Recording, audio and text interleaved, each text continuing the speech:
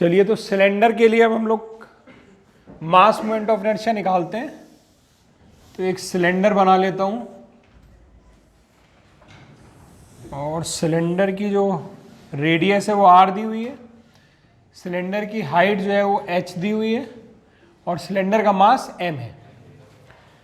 अब इस एक्सिस के अबाउट में निकाल रहा हूं। ये ऐसे है कि बिल्कुल गोल सिलेंडर है आपके पास लेंथ में, या ऐसे समझ लीजिए जैसे मार्कर है, तो इसकी जो रिफिल होगी उस एक्सिस के अबाउट में निकालने की कोशिश कर रहा हूं, ठीक है, क्योंकि उस एक्सिस के अबाउट में इसको ऐसे घुमा सकता हूं, तो वो एक्सिस ऑफ रोटेशन की तरह ट्रीट करेंगे, ठीक है। तो यहां पर वो मैंने y की तरह बना रखी है।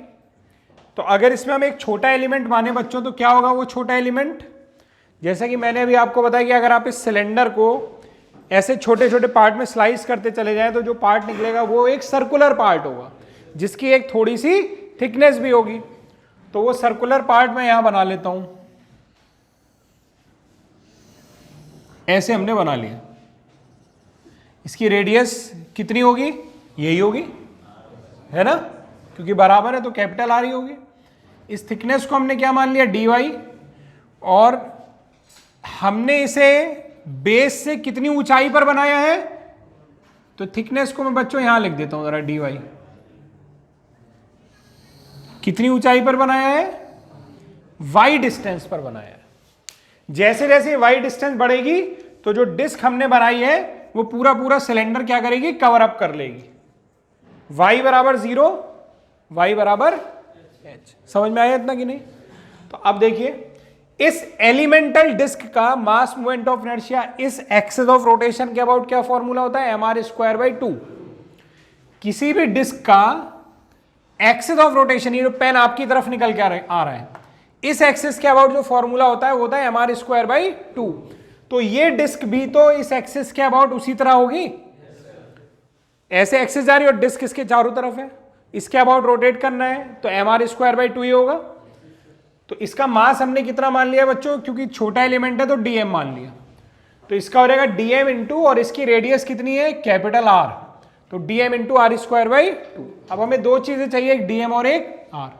तो dm बराबर क्या होगा, डेंसिटी इंटू वॉल्यूम, छोटे एलिमेंट का वॉल्यूम भी छोटा सा होगा इसलिए dv लिख दिया, और डिस्क का वॉल्यूम क्या होगा, गोल है ना ये, तो ऊपर का गोल वाला area πr² into thickness, area into thickness volume होता है ना।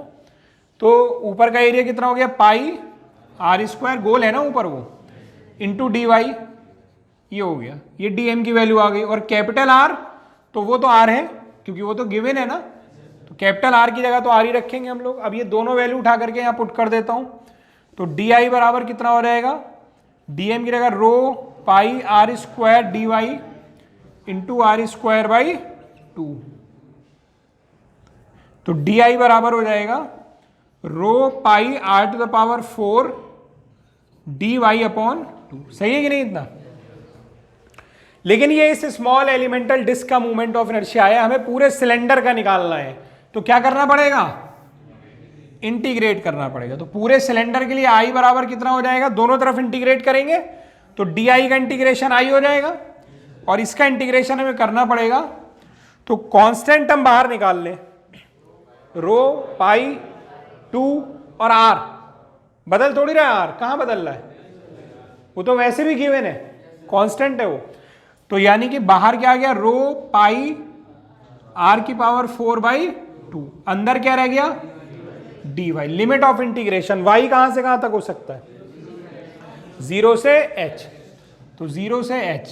dy का इंटीग्रेशन क्या होता है, y होता है। वेरी गुड, इतना ही इंटीग्रेशन तुम लोगों को याद रहता है बस, 0 to h कितना हो जाएगा ये, i = ρ πr⁴/2 h। सही है इतना? तो ये फॉर्मूला तो प्रूव हो गया मास मोमेंट ऑफ इनर्शिया का सिलेंडर के लिए, लेकिन हमें चाहिए मास के टर्म में, m के टर्म में चाहिए, तो m हमें मिलना चाहिए।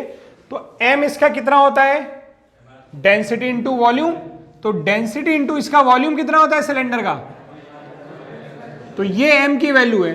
अब ये इसमें ढूंढो, दिख रही है, ρ π r⁴ को लिख दो r² इंटू r², और ये जो h है इसको लिख दो यहां पर इस वाले आर स्क्वायर के साथ, और नीचे क्या है 2, तो ये वाला टर्म क्या हो गया m हो गया।